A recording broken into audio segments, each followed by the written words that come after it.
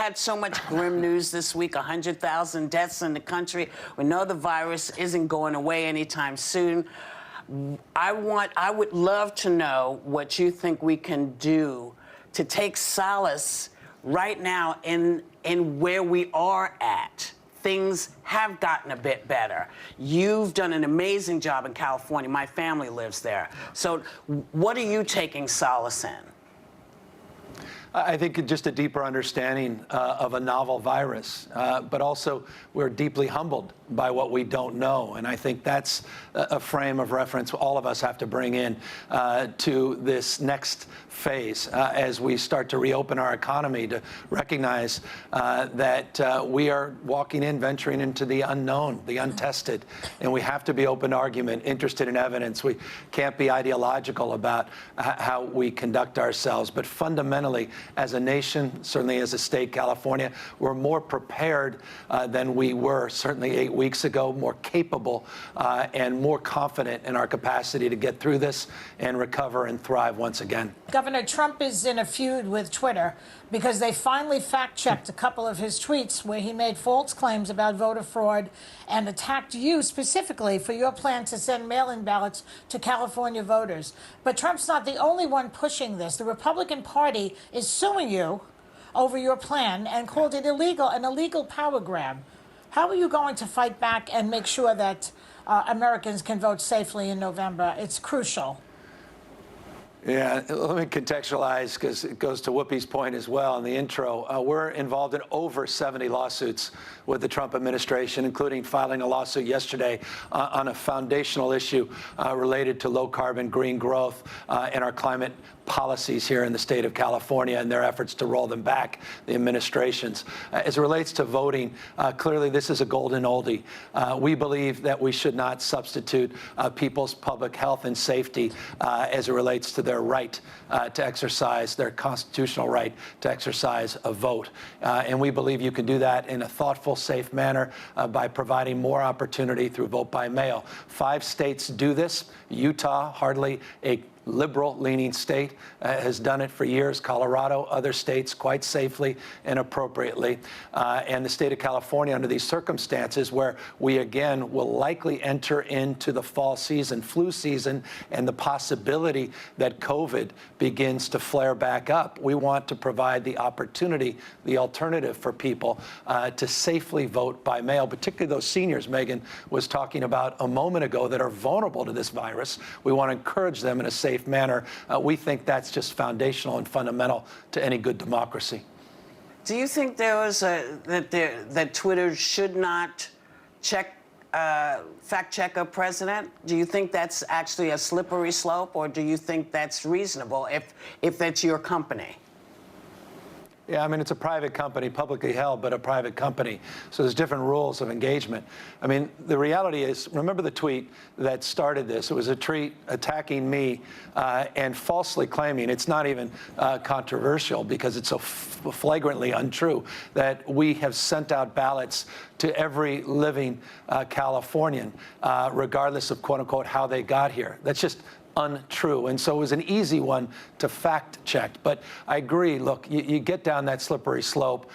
It was inevitable how the president would respond to that. This is a fight he wants, not only with Twitter, but a fight on mail-in ballots. And in so many ways, we're sort of perfect sheep in terms of how we react oftentimes to what the president's trying to do. He knows exactly what he's trying to do. It's the reason he's president of the United States. And it's a deflecting tool, but it's also a mobilizing tool for his base. So we have to, again, walk through this next process of how we respond with that, and those eyes wide open with that in mind. Governor, I know from my friends in California, they're very happy at the job that you've been doing so far, which is more than I can say for my friends in New York. So I want to congratulate you that you've done a really great balance of keeping Californians safe, but you're also slowly starting to reopen in a responsible way in California. Yeah. New coronavirus cases are still on the rise, and they just hit the 100,000 mark in your state. You said, yeah, quote, "We are walking into the unknown." What are your biggest concerns at the moment as you balance this reopening of your state and protecting residents from COVID? That we're not focused on the data, and we're not addressing the reality at the local level in real time. You know, it's really interesting, Megan. We decided to begin a phased-in approach in the state where we give the tools to local health directors to make decisions that are in the best interest of those local communities. We had one community that moved forward deeper into a phase in Lassen County in California. To their credit, they just put the brakes on that reopening because they saw an increase in cases. That's the approach that we need to take in this state. We need to be iterative. We need to move forward, but again, soberly, eyes wide open. And as evidence presents itself, we need to be able to pull those brakes and pull back. But my biggest fear is amnesia. My biggest fear is that we forget the reality over the last 8 weeks, 9, 10 weeks in this state and in this nation, and at peril put ourselves at real risk of not just a second wave, but recognizing that we're not even out of the first wave of this pandemic. Governor, you know, houses of worship are among places you did allow to reopen this week, but just days after that, the president threatened to override any governor who kept them closed. But there's been at least 2 recent outbreaks tied to in-person church services in your state. One exposed up to 180 people. So why now? Did the mounting pressure from the president affect your decision, and the Department of Justice also?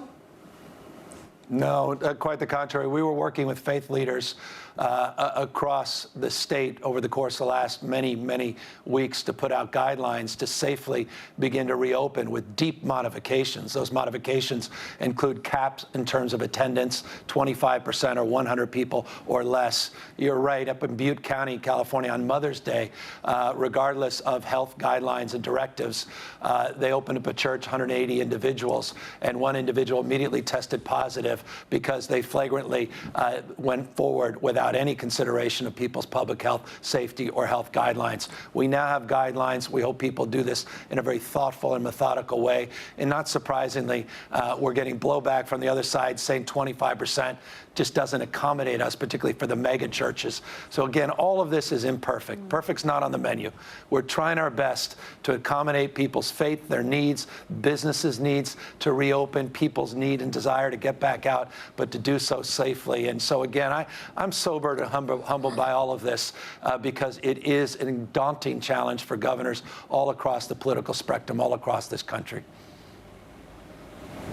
So unemployment in California, according to your own numbers, is at a staggering 20%. That's your estimates, which is even higher than the national rate. And you've warned that our first responders will be the first ones laid off if you can't get more aid from the federal government. Now, Congress is at a standstill over yet another stimulus package, and Mitch McConnell is in no rush. He says he'll get to the bill next month or so. Where does that leave you? Well, look, it's one thing, forget me. As you say, it's about our heroes. And we can't just lay claim to embracing our heroes in the abstract as a rhetorical flair. We've got to deliver on what we're preaching, which means have their backs. They've had ours. And these heroes are broadly defined, not just police and fire, but those frontline healthcare workers that finally we're looking in the eyes and giving thanks to.